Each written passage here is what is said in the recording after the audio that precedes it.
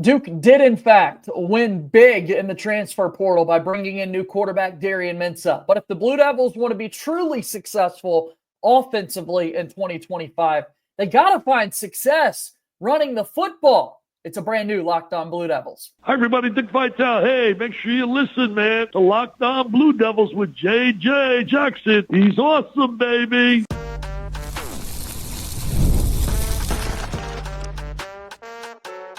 You are Locked On Blue Devils, your daily podcast on the Duke Blue Devils. Part of the Locked On Podcast Network, your team every day.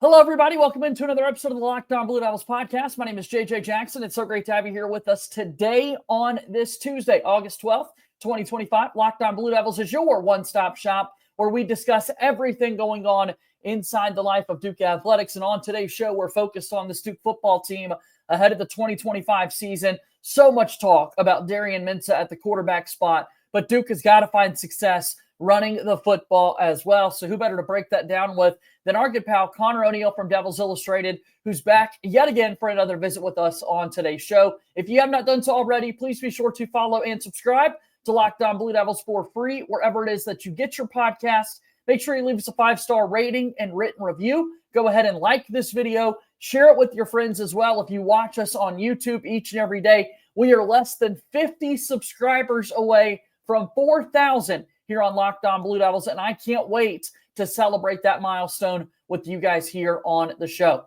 If you haven't done so already, be sure to also follow us on X at LO_Blue Devils. I'm there as well at _JJ_Jackson_.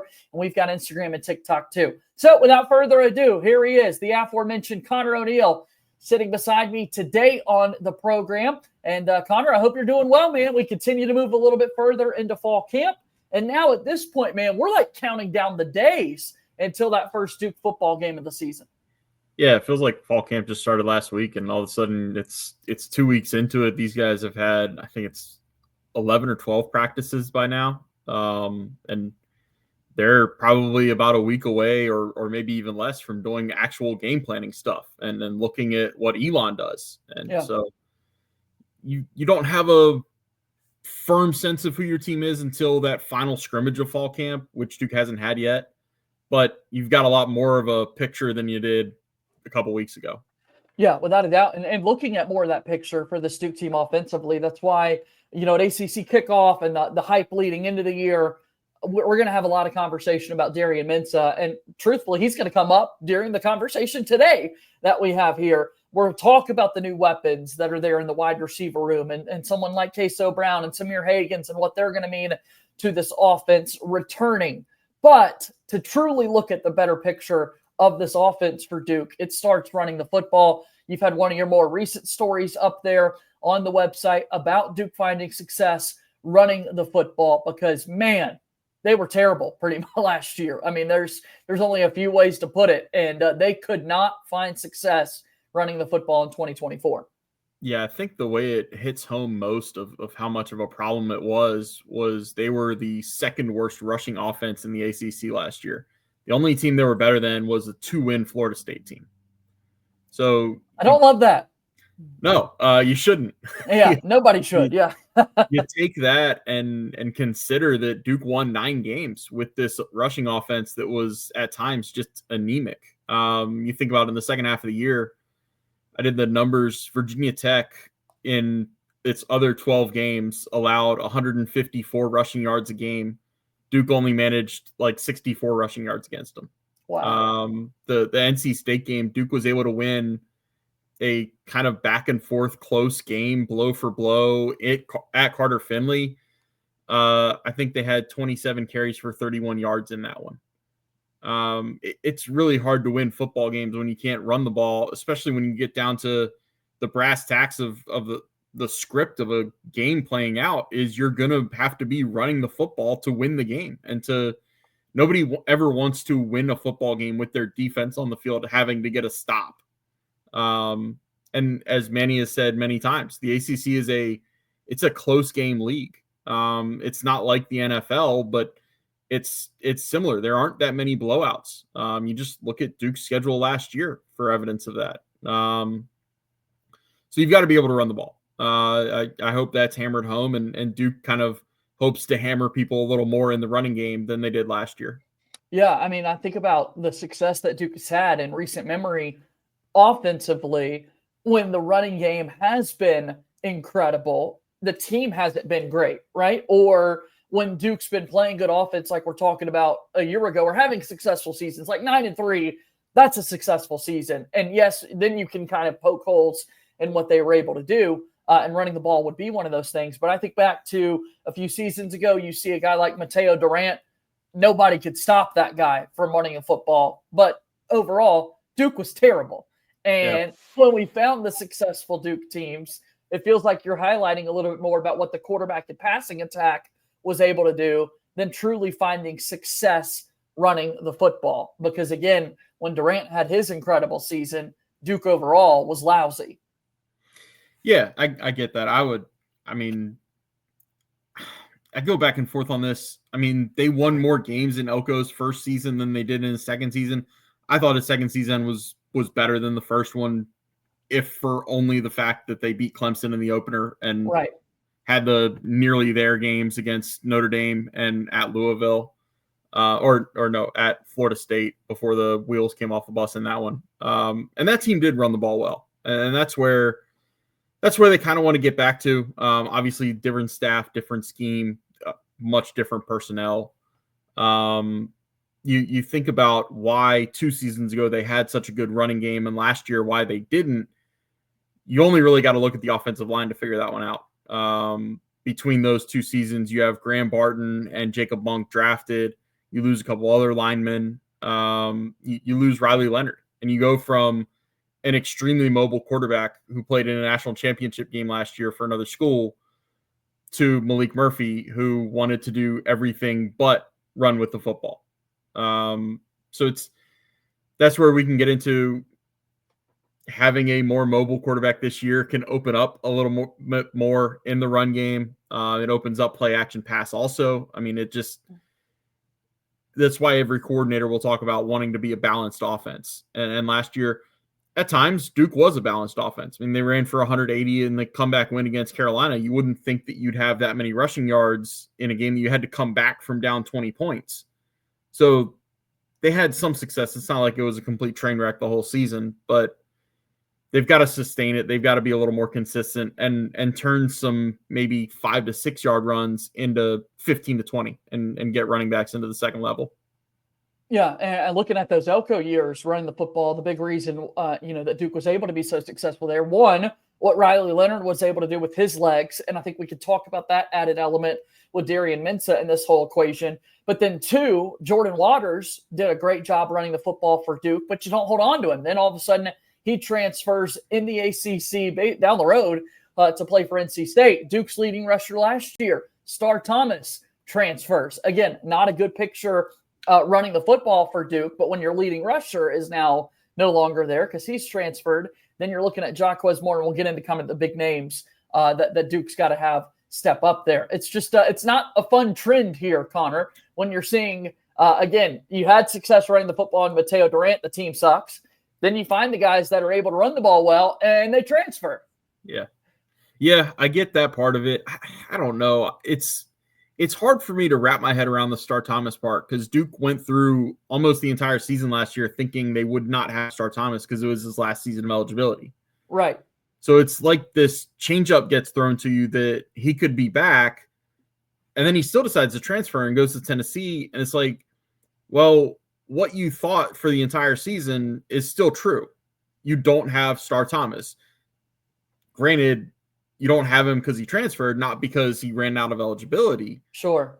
So it's, I think if you want to play the hypotheticals out, if Duke knows it's going to have Star Thomas for another season, maybe Nate Sheppard isn't locked in as an incoming freshman the way he was. Maybe Peyton Jones looks at going elsewhere. There's so many hypotheticals to spring off of the Star Thomas one. Jordan Waters, I get. I mean, Jordan Waters had, I think, over 700 yards, double-digit touchdowns in 23.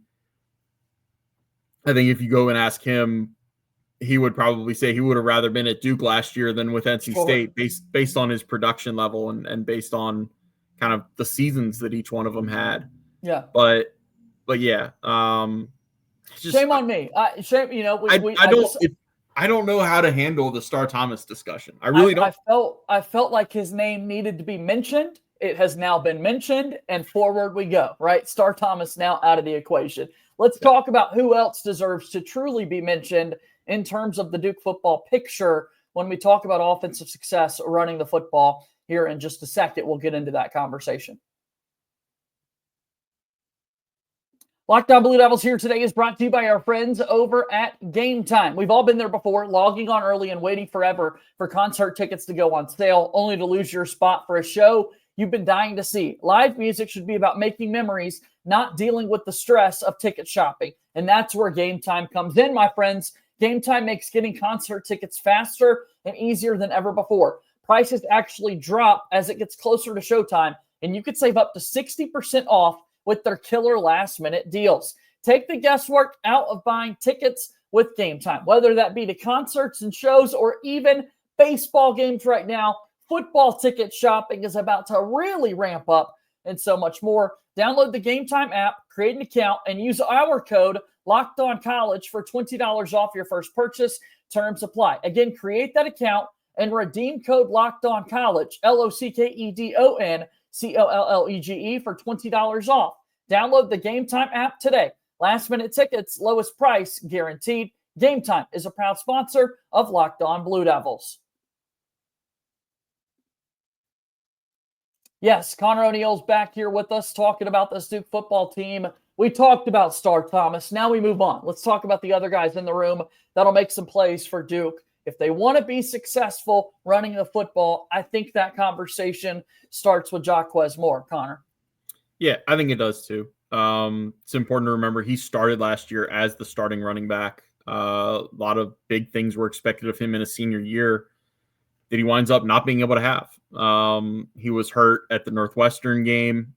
He came back and suffered another injury, I think on his first snap against UNC a couple weeks later. And then I believe he played in the regular season finale at Wake Forest, was his fourth game. And then the fifth one winds up being the bowl game. I think he got in there against Ole Miss too. So that's a redshirt year. He never used the 4-game minimum redshirt rule when he came to Duke. So it's kind of like a mulligan / do-over / restart for Jaquez. He's certainly shown the ability to be a dynamic running back in college football. We just saw that 2 years ago. So I'm excited to see what he looks like given his second chance and kind of another shot at going through this. Yeah, more of a bigger workload. If you could stay healthy, the biggest piece for Duke to be able to be successful there. And again, looking at the other names, you mentioned the offensive line. They certainly play a role in all of this. I do want to get to them in a moment, but physically running the football itself, Jaquez Moore is that first guy. Peyton Jones is the next name to bring up in our Duke football conversations here. I think a lot of people are still super high on what Peyton Jones can bring to the table for Duke this season. Looking back at 2024 for Peyton Jones, not the biggest workload for him in that regard. Yeah, I think I'm the conductor of the Peyton Jones hype train. Maybe the non-family member hype train. Sure. Man, I've had him in the summer lists that I do. I've had him as the number one candidate for a breakout season going into each of the last 2 years. I thought last year he was decent in spurts. I thought he could have been better in others. Of course, it's impossible to figure out whether that's him, whether it was an offense that still needed to work, and whether it was an anemic ground game. Yeah. I think there is home run ability there. I think there's a type of player who anytime he gets his hand on the ball can take it to the house. I think that's why he was returning kickoffs last year. And that's why he averaged, he had, I think, 26 or 28 yards a kickoff return. I think he had a couple really good ones. I would actually lean if I were betting on this, I would lean toward Peyton Jones leading this team in rushing yards over Jaquez Moore. I've been that high on him. I think that his acceleration and his growth is developmental curve is still pointed upward. And I think there's a really solid player here. In 2023, Peyton Jones had 20 carries. Last year in 2024, that number went up 4x, 82 carries for him. So he's had 102 career carries, 388 rushing yards, and 4 touchdowns. But I'm with you. I think there is a massive opportunity for him to have a big-time season. And I'd love for Peyton Jones to kind of break out and be that big-time playmaker for Duke. Another player worth noting in this equation, we mentioned him a little bit ago, Nate Sheppard. Maybe he's not in this conversation if someone like Star Thomas is playing for Duke this season. But as you said, he is. Nate Sheppard's playing for the Blue Devils this year. So what's kind of the 4-1-1 on him? How does he forecast into Duke's offensive equation? He was, I think, rival / on 3 now. I think the industry rank had him as the 25th best running back in the incoming freshman class. He was blowing up last year. And it was looking week by week more and more like somebody was going to poach him. He's a Louisiana kid, and I think LSU was really heavily involved. And anytime you have somebody from Louisiana and LSU gets involved, I kind of think you get worried. Yeah. Right. Yeah. And then he suffered an injury that ended the season, and you never want to see somebody get hurt. But now we can talk about it almost a year later. That might have been a silver lining injury for Duke. It might have allowed Duke to keep him and keep some of the old LSUs, or I believe Ole Miss might have been the other one that was really poking around on him.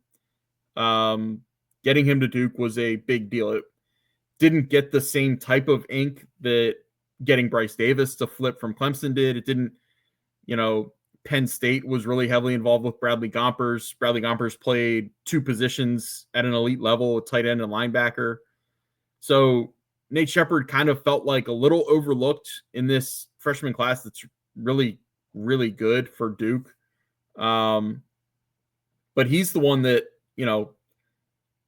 I always think of, you can have freshman stars at running back. It's harder to become a freshman linebacker and really play a ton of snaps. Same for defensive end, where Bryce Davis is, even though I think Bryce is going to play this year.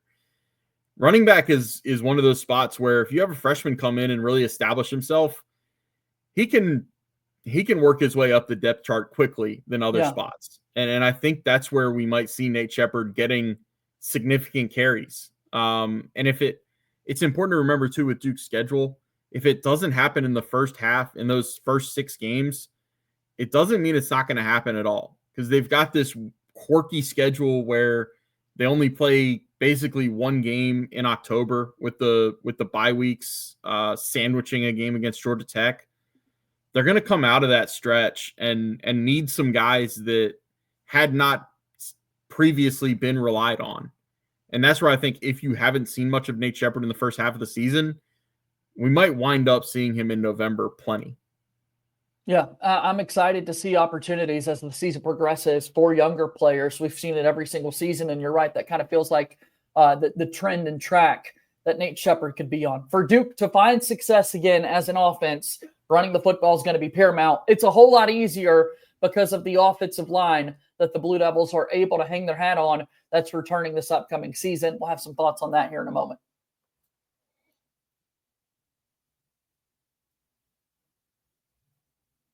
Thanks so much for making Locked On Blue Devils your first listen and your first watch here today. For your second listen, do yourself a favor and go check out the Portal Show. Brian Smith from Locked On has the latest rumors, portal entries, and signings. Be the most informed fan on the rapid changes of the college football landscape. Find the Portal on YouTube or wherever it is that you listen to podcasts. Also, make sure that you check out Locked On College Basketball with Isaac Shade and Andy Patton. They do a great job talking college hoops every single day. And of course, they're talking about our Duke Blue Devils a whole lot as well. Locked On College Basketball, wherever it is that you get your podcasts. As mentioned, Conor ONeal's here with me on the program today, and we're talking about running the football for Duke. Offensively, they'll have a lot more success because they've got offensive linemen that are going to make a big time impact, right? Yeah, it's night and day where Duke is with their offensive line. I mean, at this time last year, they had a feeling of who their line was going to be this far into camp, but you still have to remember what they looked like with the skeleton crew that they had in Manny's first spring. And now you're talking about an offensive line that returns 4 starters. You got both tackles coming back with Brian Parker II and Bruno Fina. You have a returning guard in Justin Pickett, and you have a returning center in Matt Craycraft. They lost Micah Sahakian in the spring. He will not play. He's not expected to play this year. I hesitate to say he won't play because we were saying the same thing last year. He wouldn't play. Yeah. And then all of a sudden that game at Miami, he's in the stands and warming up. And so he's not expected to play this year. They brought in Jordan Larson from South Dakota to backfill. So you've got 5 experienced big maulers that you've put on the offensive line. They might be a little thin. There isn't much experience depth behind them, but right now, offensive line wise, I mean, this is one of the better units in the ACC, I would say, based on, Brian Parker II, I think is going to be a draft pick at the end of the season. Justin Pickett's played a ton of snaps. Matt Craycraft as a returning center, it's really good. And Bruno Fina, the PFF stats would tell you he was not that good last year. He played through an injury last year, and he got more comfortable as the year went in a new scheme. So I would think he's going to be a lot better this year than he was last year. I think it's going to be a really powerful offensive line that Duke trots out there. What you love to hear about, and hopefully they're able to hold up injury-wise and stay healthy. And the young guys coming along behind them as well. It's a little bit more difficult to get them reps in the game settings against those first-team units of the defense. But if Duke stays healthy, you don't really have to worry about that. And so you're able to move on in that regard. Not only are they going to be able to open up holes offensively for the running backs, you want to make sure your quarterback has a clean pocket to work with, Darian Mensah. And I'll circle back to kind of wrap up the thoughts there. When we look at Darian Mensah running the football, what does that look like? Is it more scramble opportunities, you think? Is it more designed runs? I'm really, really curious, Conor. I don't know the answer. That's why I'm so excited to see it kind of play out throughout the year, what that running dynamic looks like for Duke's quarterback. I think you'll see more of scrambling to keep plays alive. I think he'll keep his eyes down. I think he is a passer.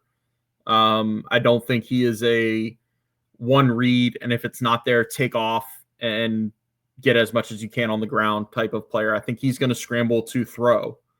I think we will see RPOs. Like if you go back and you look at what Jonathan Brewer did at SMU before he came to Miami, when he had mobile quarterbacks, there were RPOs, there were read options. I think we're going to see more of that. Duke couldn't run that last year, or they just couldn't do it with much success, because the reason an RPO is successful is you have 3 options. You have quarterback run, running back run, or pass. If you remove one of those options and the defense doesn't have to respect it, they're a whole lot easier to defend. And so when Malik Murphy is either not willing or not able, whatever you want to call it, to run the ball, you're automatically playing into the defense's hand. So I think Darian Mensah is more balanced. I think he's got a little more diverse of a skill set. That's why Duke brought him in. He ran for, I think the sack adjusted number is 250 yards last year for Tulane in 13 games. It's about 20 yards a game. It's not, like I said, it's not like he's going to be putting up Michael Vick numbers. Yeah. Probably not even Riley Leonard numbers from 2 years ago. I think Riley had upwards of 600 or 700 yards and then double-digit touchdowns. I don't know that you should expect that out of Darian. But I think you'll see the threat of it, and I think you'll see him do it efficiently. That's where you start thinking, okay, Duke's offense can be a lot better on the ground because they have a quarterback willing to do these certain things. Yeah, I'm excited to kind of see it all unfold and to see Darian Mensah use his legs to extend those plays like you're talking about, and maybe have a couple of highlight-worthy long runs to move the chains for the Duke football team and so much more. Regardless, running the football going to be paramount for Duke. And I know that we've talked a whole lot about it today. Conor, you've got some good stories up at your website as well. Tell us a little bit about your work and how people can best support you, my friend. Yeah, Devils Illustrated is part of the On3 network. It is on3.com/sites/devils-illustrated. I believe it's still, if you go type in duke.rivals.com, it'll take you to the right place. But go sign up. Almost everything on there nowadays is premium subscribers. Quality work, it comes with a little bit of a cost. And we've got a deal running where you can pay $1 for a week. You get access for a week. If you like the site, roll that into a year-long subscription. If not, no offense taken. It's not for everybody, but it is good quality coverage that will keep you up to speed on Duke football and basketball. Perfect. We can't wait, man. Excited for the season, and I really want people to go support your work as well. Thanks for stopping by, Conor. We'll talk again soon, okay? Thanks, JJ. All right, that's Conor ONeal joining us here on today's episode of Locked On Blue Devils. And that's going to do it for our show here today. Really appreciate everybody's support out there. Plenty of more basketball and football conversations coming your way in the days to come as we continue to count down those days until the start of this fall athletic season. Be sure to subscribe to our YouTube channel and subscribe wherever you get your podcasts. As always, go Duke. I'll talk to you tomorrow. My name is JJ Jackson. Thank you and good day.